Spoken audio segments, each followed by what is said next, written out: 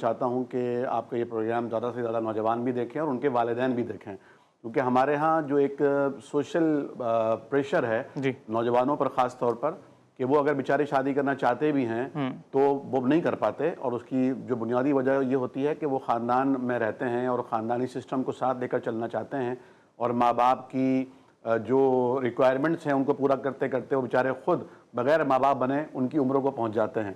تو شادی میں جو 3 نقطے ہیں، اگر ان نقطوں کو ہٹا دیا جائے تو شادی سادی ہو جائے، اور پھر وہی والی بات کہ شادی خوبصورت بھی ہو اور بہترین بھی ہو۔ وہ نبی کریم صلی اللہ علیہ وسلم کا فرمان ہے کہ وہ شادی بہت بابرکت ہوتی ہے جس میں خرچہ کم سے کم ہو۔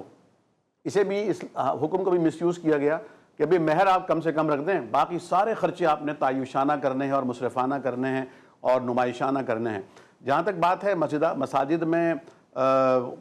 نکاح کے خطبے کے منعقد کرنے کا، تو دیکھیے نبی اکرم کا فرمان تو ہے، اگرچہ اس کی سند میں بعض جگہ محدثین نے کچھ کلام فرمایا ہے، لیکن فضیلت کی بات ہے، مسجد ایک اللہ تعالیٰ کا گھر ہے، اور مسجد میں جو ایک تقدس اور احترام اور مسجد میں پاکیزگی کا جو عمل موجود ہے، بہرحال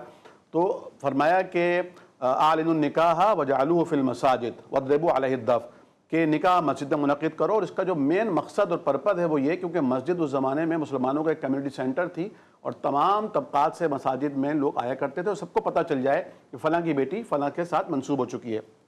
لیکن یہ جو آج کلچر آیا ہے کہ چند بزرگ ضعیف العمر لوگ، ہر خاندان سے ایک ایک بندہ، ہر گھر سے چچا، ماموں، خالو، پھپھا، نانا، دادا، یہ تو آ جاتے ہیں، لیکن چونکہ لوگوں کو آفس جانا ہوتا ہے، بزنس کی ان کی مصروفیات ہوتی ہیں، تو وہ لوگ نہیں آ پاتے۔ وہ پھر شام کو یا رات کو جو ایونٹ ہوتا ہے، اصل ایونٹ جس کو شادی کی تقریب کہتے ہیں، وہاں پر وہ شریک ہوتے ہیں۔ تو یہ ایک اللہ تبارک و تعالیٰ سے ایک برکت حاصل کرنے کے ذریعے، حالانکہ جو مقصد تھا وہ یہ تھا کہ اعلنوا النکاح، نکاح کا اعلان کرو، نکاح کو عام کرو، تو وہ تو پھر اسی وقت پورا ہوگا جب آپ شادی ہال میں نکاح کی تقریب منعقد کر رہے ہوں گے۔ اور پھر دیکھیں نبی اکرم نے فرمایا کہ قیامت کے دن بندہ اس محفل اور مجلس پر یاد کر کے حسرت کرے گا، اس میں اللہ کی تعریف اس نے بیان نہیں کی تھی اور نبی کریم پر درود نہیں پڑا تھا۔ کم از کم اگر آپ شادی کی تقریب میں نکاح کا اہتمام کرتے ہیں، اس سے 3 فائدے ہوتے ہیں۔ پہلا فائدہ یہ کہ آپ کی وہ جو تقریب ہے وہ کسی حد تک یعنی جائز اور مباح ہو جاتی ہے کہ آپ نے اس میں اللہ اور اس کے رسول کا نام تو لیا،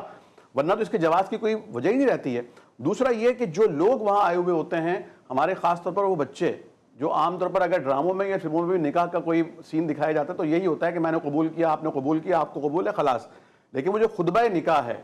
وہ ہمارے بچے سننے سے قاصر رہتے ہیں، ایک یہ فائدہ ہوتا ہے۔ تیسرا یہ کہ اگر وہاں مائک کا سسٹم لگا ہوا ہے اور مولوی صاحب مائک کے اوپر خطبہ نکاح بیان کر رہے ہیں تو لوگ بھی خطبے کو سنتے بھی ہیں اور پھر اس دعا پر آمین کہنے کے عمل میں بھی شریک ہوتے ہیں۔ تو اس کی جب آپ یہ اہتمام کرتے ہیں تو پھر کم از کم تھوڑا سا آپ شریعت کے قریب آتے ہیں۔